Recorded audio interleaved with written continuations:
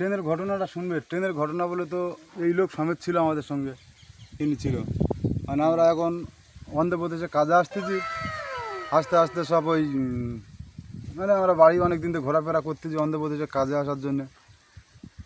যদিও অনেক দিন থেকে সব কাজকামে আসবো বলে প্ল্যান করেছি, করে আর তারপর আমরা ওই বাড়ি থেকে বেরিয়ে এসেছি, এসে সাঁতরাগাছি এসেছি, মানে প্ল্যাটফর্মে টিকিট ফিকিট কাটার জন্য আর কি। মানে আসবো বলে ট্রেনের টিকিট কাটতে গেছি, কাউন্টারে গেছি, যেতে দেখি না আমাদের বলছে কাউন্টারতে তোমাদের টিকিট দেওয়া যাবে না। বলছি কেন? বলছে টিকিট এপারতে দেওয়া হবে না, ওই সাইডে যাও, ওই সাইড থেকে টিকিট ফিকিট কাটবে, ওই দিক থেকে গাড়ি উঠবে তোমরা। বলে সেখানটায় গেছি কাউন্টারের কাছে, যাওয়ার পরে দেখছি যে কাউন্টার আর একটা কাউন্টারে গেছি, আমাদের টিকিট দিল না। না দিতে আমাদের সেই কাউন্টার বলছে তোমরা বিনা টিকিটে ট্রেনে উঠে পড়ো, আর টিটি যখন ট্রেনে উঠবে তখন তোমরা ফাইন দিয়ে মানে চলে যাবে। বলে গাড়ি যখন 2 ঘন্টা রানিং হয়ে গেছে তখন টিটি উঠলো ট্রেনে থেকে। টিটি যখন উঠেছে, উঠে সবার কাছে টিকিট চেক করছে। আমি বলি যে স্যার টিকিট তো আমি কাটিনি, কাউন্টার থেকে টিকিট দেয় না আমার। তখন বলছে টিকিট না কেটে তুমি গাড়িতে উঠে পড়েছো, তোমার তো ফাইন ভরতে হবে এক্ষুনি। আমি বলি স্যার এই মুহূর্তে তো আমার কাছে পয়সা করি কিছু নেই ফাইন দেওয়ার মতন। আমাকে জিজ্ঞেস করলো যে তুমি যাবে কত দূরে? আমি বলি যে আমি যাবো অন্ধ্রপ্রদেশ। যে কজন লোক আছো? আমি বলি যে আমরা লোক আছি 12-14 জন লোক আছে এরকম। বললো সবার নিচেই নামতে হবে। যখন নিচেই নামালো আমাদের, আমার তখন তো বিশাল আনন্দ হলো। আমি ভেবে যে হয়তো টিটি হয়তো আমাদের ওদের খরচা দিয়ে পাইতে দেবে আমাদের অন্ধ্রপ্রদেশে। আমি বলি যে আমার কাছে পয়সা করি কিছু নেই, সেরকমভাবে আমি টিটির কাছে বলি যে আমাদের সবার নেমে নিল গাড়ি থেকে।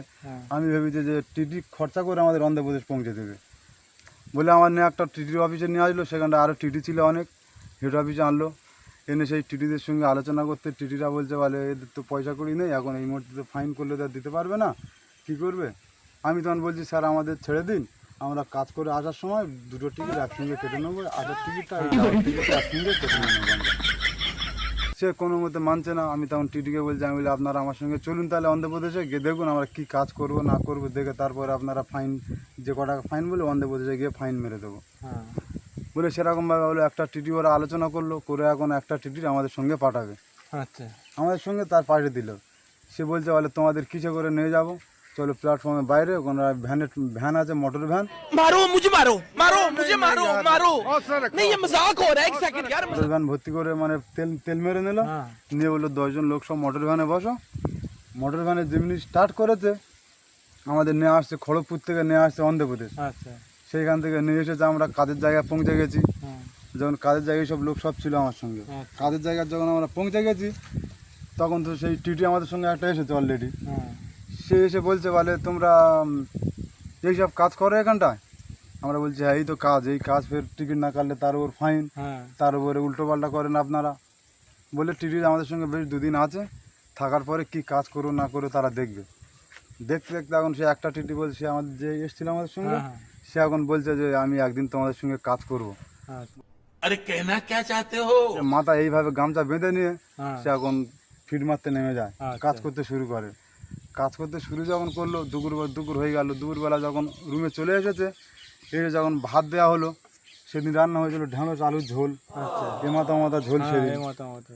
আর সেই টিটির পাতে সেই তরকারি, ভাত তরকারি দিলাম, দেওয়ার পরে সে টিটিটা দেয় না গাদার মতন দাঁত বের করে হ্যাঁ করে হাসবে।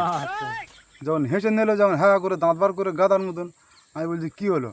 বলছে বলে এইসব খাবার তোমরা এখানটা খাও এখানটা। আমি বলছি কী করবো, এইটাই আমাদের জোটে না বিদেশের কাণ্ড, যেরকম জোটে সেরকম খেতে হয় আমাদের।